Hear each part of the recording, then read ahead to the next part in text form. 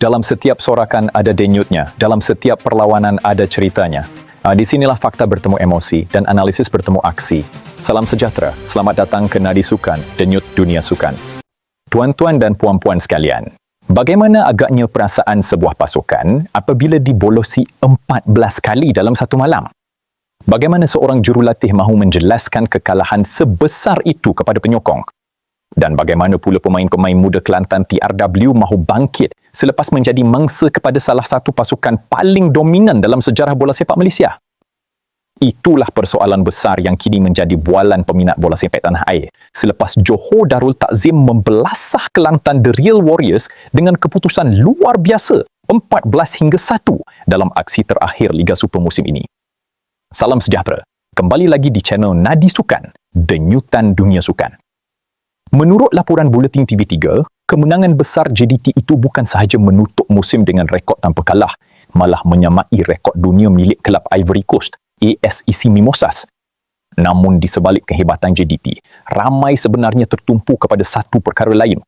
Apakah reaksi pemain dan jurulatih Kelantan selepas dibelasah sebegitu teruk? Rakan-rakan penonton, walaupun tiada kenyataan rasmi penuh dikeluarkan sejurus tamat perlawanan, ramai pemerhati percaya suasana bilik persalinan Kelantan ketika itu pasti sangat suram. Bayangkan, sebuah pasukan yang datang dengan harapan sekurang-kurangnya mampu memberi tentangan, tetapi akhirnya pulang dengan 14 gol bolos. Dalam bola sepak moden, kalah besar bukan sekadar kehilangan tiga mata.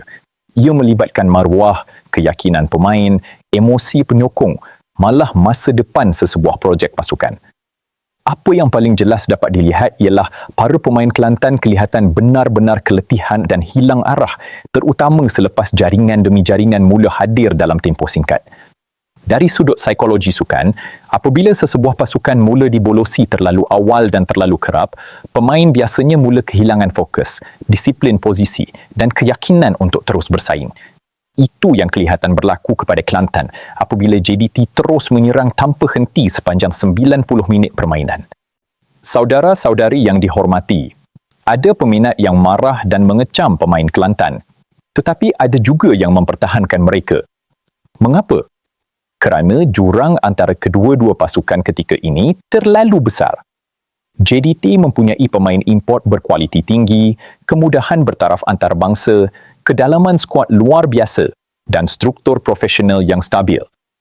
Sebaliknya, Kelantan masih bergelut dengan isu konsistensi prestasi, kekuatan skuad dan tekanan besar untuk bersaing dalam liga yang semakin kompetitif. Ramai juga menjangkakan jurulatih Kelantan pasti mengambil pendekatan lebih terbuka selepas perlawanan ini. Dalam situasi seperti ini, seorang jurulatih biasanya akan cuba melindungi pemain daripada tekanan melampau media dan penyokong. Kekalahan 14-1 boleh menghancurkan moral pemain jika tidak dikendalikan dengan baik. Sebab itu, kemungkinan besar fokus utama jurulatih selepas tamat perlawanan adalah untuk memastikan pemain tidak terus jatuh dari sudut mental. Hadirin yang budiman, menariknya, walaupun dibelasah teruk, Kelantan masih berjaya mendapatkan 1 gol menerusi Faris Izdiham Awang Kecil. Bagi sesetengah orang, jaringan itu mungkin tidak membawa makna besar kerana keputusan terlalu berat sebelah. Tetapi bagi pemain dan pasukan, gol itu sekurang-kurangnya memberi sedikit maruah bahawa mereka tidak pulang dengan kosong sepenuhnya. Dalam perlawanan berat seperti ini, kadang-kala satu jaringan kecil boleh menjadi simbol bahawa pasukan masih belum menyerah sepenuhnya. Dari sudut pemain pula, ramai pemerhati percaya mereka pasti kecewa besar dengan keputusan ini. Tidak mustahil, ada pemain yang merasakan ini antara malam paling sukar dalam karya mereka. Namun dalam bola sepak profesional, kekalahan memalukan juga kadang-kala menjadi titik perubahan penting. Banyak pasukan besar dunia pernah mengalami kekalahan memalukan sebelum bangkit membina identiti baru. Persoalannya sekarang, adakah Kelantan mampu menjadikan malam hitam ini sebagai motivasi untuk berubah? Menurut kami di Nadi Sukan, kekalahan besar ini sebenarnya membuka mata banyak pihak tentang realiti semasa bola sepak Malaysia.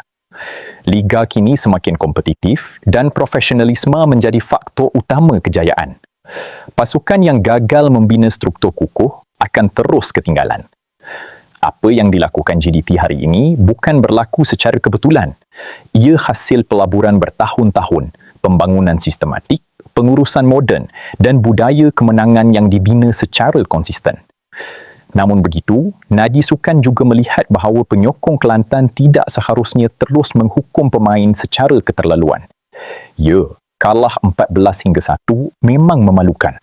Tetapi pemain juga manusia yang sedang membawa tekanan besar. Ada antara mereka masih muda dan kurang pengalaman menghadapi pasukan sehebat GDP. Dalam situasi seperti ini, sokongan moral sebenarnya sangat penting untuk memastikan mereka tidak terus tenggelam dari segi keyakinan. Saudara-saudari sekalian, satu lagi perkara yang pasti menjadi perhatian ialah bagaimana pengurusan Kelantan akan bertindak selepas ini. Adakah akan berlaku rombakan besar? Adakah jurulatih akan kekal? Adakah beberapa pemain akan dilepaskan? Dan yang paling penting, adakah pasukan ini mempunyai pelan jangka panjang untuk kembali menjadi pencabar sebenar dalam Liga Malaysia? Semua persoalan itu kini mula bermain dalam fikiran penyokong mereka.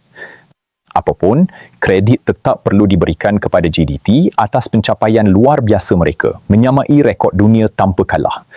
Tetapi dalam masa sama, bola sepak Malaysia juga perlu memastikan jurang antara pasukan elit dan pasukan bawahan tidak menjadi terlalu jauh sehingga menjejaskan daya saing Liga. Kerana Liga yang sihat memerlukan persaingan yang seimbang, bukannya dominasi terlalu besar hingga keputusan seperti 14-1 menjadi terlalu biasa. Jadi sekarang kami mahu tanya kepada anda semua, adakah kekalahan ini akan menghancurkan semangat Kelantan TRW? Atau inilah titik permulaan kebangkitan mereka pada masa depan? Dan adakah JDT kini benar-benar sudah berada di tahap berbeza berbanding semua pasukan lain di Malaysia? Tinggalkan pandangan anda di ruangan komen. Jika sukan adalah minat anda, maka Nadi Sukan adalah channel anda. Subscribe sekarang dan teruskan bersama kami mengikuti denyutan sebenar dunia sukan.